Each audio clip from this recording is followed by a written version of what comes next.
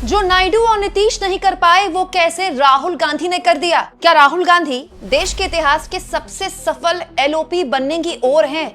दोस्तों, एक बहुत बड़ा घटनाक्रम हम देश की राजनीति में देख रहे हैं। नरेंद्र मोदी और उनकी न्यू इंडिया वाली जो बीजेपी है, उसकी पूरी की पूरी जो छवि है, उसका जो पूरा का पूरा तिलिस्म है, वो ना केवल टूट रहा है बल्कि अचानक से राहुल गांधी का उभार हो रहा है। किसी ने कल्पना भी नहीं की थी जब 56 इंच वाले नरेंद्र मोदी ने अभी कुछ महीने पहले इतनी शानदार जीत पश्चिम बंगाल में केवल अपने नाम पे दर्ज कर ली। कुछ महीनों के अंदर बीजेपी का ये हश्र हो जाएगा कि उसके दो सबसे बड़े चेहरे संसद में बैठ तक नहीं पाएंगे। लेकिन इस बीच नायडू नीतीश के बारे में मैं क्यों बात कर रही हूं? जी हां दोस्तों, जो काम नीतीश कुमार, नायडू या फिर पूरे का पूरे एनडीए के जितने सहयोगी हैं जो अभी अभी टूट कर आए हैं दूसरी पार्टियों से, उनकी भी बात कर रही हूं, और जो लंबे वक्त से उनकी भी बात कर रही हूं, उनके आगे एक राजनीतिक नैतिकता का जीता जागता प्रमाण रख दिया है राहुल गांधी ने।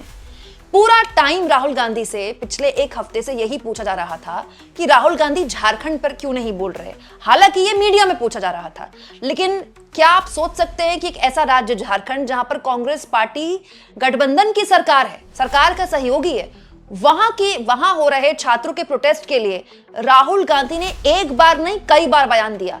सबसे पहले प्रेस कॉन्फ्रेंस में बोले और कहा कि मैं झारखंड के स्टूडेंट्स के साथ उनके साथ बर्बरता हुई वो गलत है। फिर ट्वीट किया और कल जब पत्रकारों बार बार उनसे सेम सवाल पूछ रहे थे तो वो झटक गए और उन्होंने कहा कि मैं झारखंड के मुद्दों पर चुप नहीं हूं। झारखंड पे मैं चुप नहीं हूं, झारखंड पे मैं चुप नहीं हूं। प्रेस कॉन्फ्रेंस में मैंने सीधा क्लियरली बोला है, we do not appreciate any violence against our students. मैं चुप नहीं हूं, खुल के बोल रहा हूं, ठीक है। तो बड़ा सवाल ये दोस्तों कि क्या सहयोगी होने का सारा मापदंड विपक्ष के लोगों पर ही है? राहुल गांधी ने सहयोगी होकर कम से कम अपनी सरकार, जिसमें वो उनकी पार्टी सहयोगी है, उसकी आलोचना की, बोला कि गलत हो रहा है। लेकिन चंद्रबाबू नायडू के किसी भी सांसद की इतनी हिमाकत या हिम्मत है कि वो कह दे कि दिल्ली में जो बर्बरता 20 जुलाई को हुई वो ठीक थी?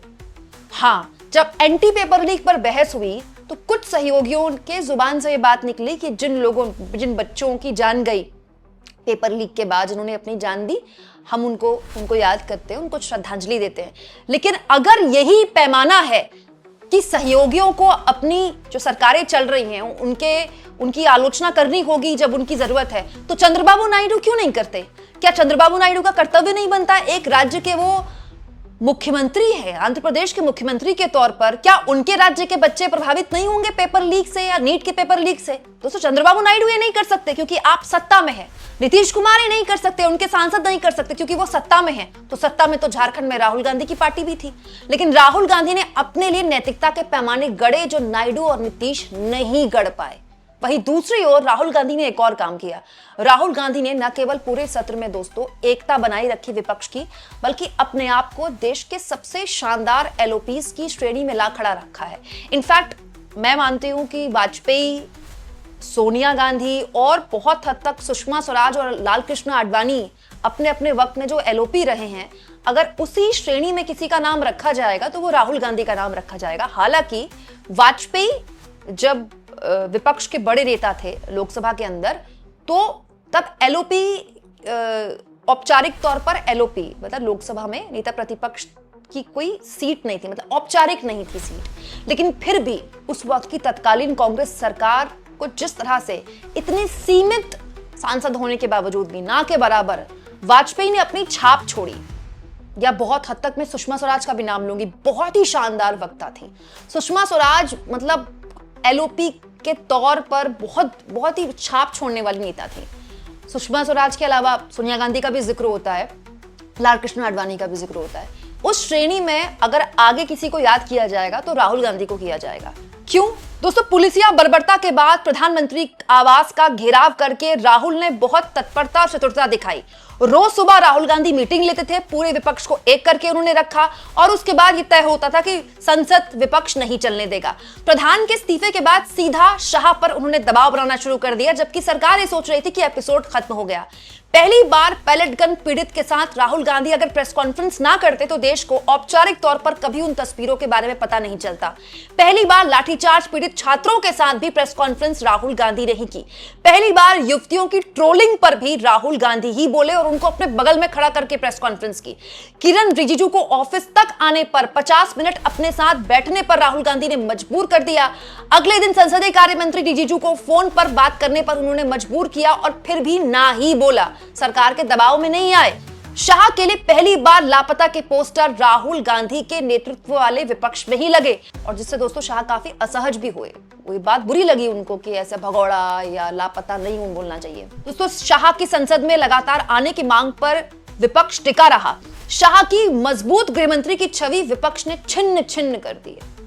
ऐसा कभी नहीं सोचा होगा अमित शाह ने कि उनकी ऐसी हालत हो जाएगी कि पूरे सत्र में वो बैठ नहीं पाएंगे 2 मिनट के लिए। पहली बार अमित शाह को डिफेंसिव बचाव की मुद्रा में आकर बताना पड़ा कि मैं तो रोज संसद आ रहा हूं, मैं बोल नहीं पा रहा क्योंकि विपक्ष हंगामा कर रहा है। क्या विपक्ष इतना ताकतवर है कि न्यू इंडिया के बीजेपी जिन्हें कहती है कि वो लौह पुरुष है, अमित शाह वो बोल तक नहीं पा रहे संसद में। प्रयागराज में छात्रों की गूंज से सत्र के दौरान ही माहौल बनाया। हालत ये हो गई कि पूरे एनडीए के सांसदों को मार्च करने पर मजबूर कर दिया अकेले राहुल गांधी ने।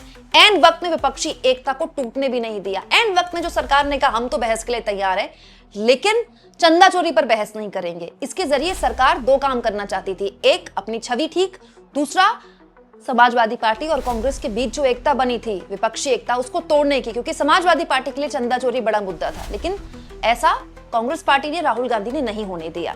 मैं कोई तारीफ नहीं कर रही हूं राहुल गांधी की कि राहुल गांधी सबसे सफल एलओपी बन गए। उनमें अपने आप में बहुत सी खामियां हैं, बहुत सी कमियां हैं। वो एक ऐसे पार्टी के लीडर है जिसका बहुतायत राज्यों में कोई संगठन नहीं है। संगठनात्मक तौर पर बहुत सी कमजोरियां कांग्रेस पार्टी की हैं, लेकिन एक लीडर के तौर पर पिछले 20 दिनों में राहुल गांधी ने यह दिखाया है कि वो न केवल एक ऐसे मुद्दे को जो पॉलिटिकली बीजेपी की चूल्हे हिला चुका था, जंतर मंतर एपिसोड निपटा ही था और ये सत्र शुरू हुआ। मतलब निपटा क्या था, इस्तीफा तो इसी सत्र के दौरान हुआ है। 20 जुलाई को बर्बरता हुई, 20 जुलाई को सत्र का पहला दिन था। राहुल गांधी सरकार की इस कमजोरी को राजनीतिक तौर पर कैसे हथियार बना सकते हैं, राहुल गांधी ने इस बार ये दिखाया है। और इसके साथ साथ नैतिकता का पैमाना भी रखा है। राहुल गांधी झारखंड के मुद्दे पर एक बार नहीं 3 बार बोले हैं, लेकिन चंद्रबाबू नायडू के लिए भी ये हमेशा याद रखा जाएगा, या नीतीश कुमार या उनकी पार्टी के सांसदों के लिए भी ये हमेशा याद रखा जाएगा कि दिल्ली की सड़कों पर कील लगी हुई डंडों से लड़कियों को, छात्रों को पीटा गया, उन्हें गंदी गालियां दी गई, उनके साथ क्या क्या दिल्ली पुलिस के लोगों ने नहीं किया। लेकिन चंद्रबाबू नायडू चुप रहे, नीतीश कुमार चुप रहे, उनके पार्टी के सांसदों ने इस पर अपना ऐतराज तक जाहिर नहीं किया। दोस्तों इस दौरान एनडीए की संसद के अंदर मीटिंग्स हो रही थी।